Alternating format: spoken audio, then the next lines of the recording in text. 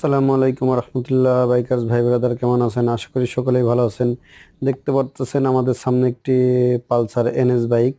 তা এই বাইকের আমাদের এখানে নিয়ে আসে যে ক্লাস প্লেট ইনস্টল করার জন্য বাইকটি টানতেছিল না, খুবই বাজে অবস্থা ছিল।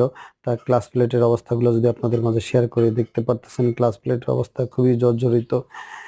ক্লাস প্লেটের ফাইবারগুলো জ্বলে পুড়ে কয়লার মতো কালি হয়ে গেছে এবং বাটিগুলো খেয়ে গেছে। এই জন্য পুরো সেটআপটাই আমরা এখন ইনস্টল করতেছি এই বাইকে। তা মূলত বিষয় হচ্ছে এটা না, ব্লগটি করার উদ্দেশ্য হচ্ছে দেখতে এবার এই আসল কাহিনী ঘটবে। তা এখানে দেখুন যে মোবিল কতটুকু বেড়েছে এই বাইকের থেকে। মোবিল সামান্য একটু মোবিল বের হচ্ছে এই বাইকের থেকে। আর যদি মোবিল ফিল্টারটা যদি আপনাদের শেয়ার করি, তাহলে আপনারা তো ওই হতবাক হয়ে যাবেন যে এই বাইকের মোবিল ফিল্টারটা কি অবস্থা। দেখুন এই যে হচ্ছে, এই দেখুন এই যে মোবিল ফিল্টার।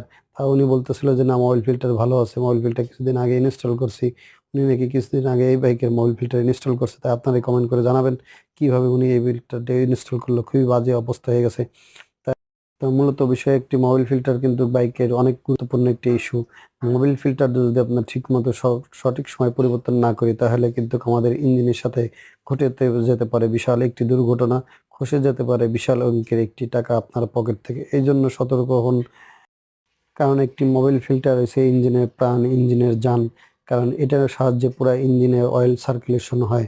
এজন্য মোবিল ফিল্টারটা যদি আমরা সঠিক সময় না পরিবর্তন করি, তাহলে কিন্তু আমাদের ইঞ্জিনের সাথে ঘটে যেতে পারে বিশাল বড় একটি দুর্ঘটনা। এজন্য আমরা মোবিল ফিল্টার প্রতি 2 বার চেঞ্জ করার পর এই মোবিল ফিল্টারটি চেঞ্জ করে নিব।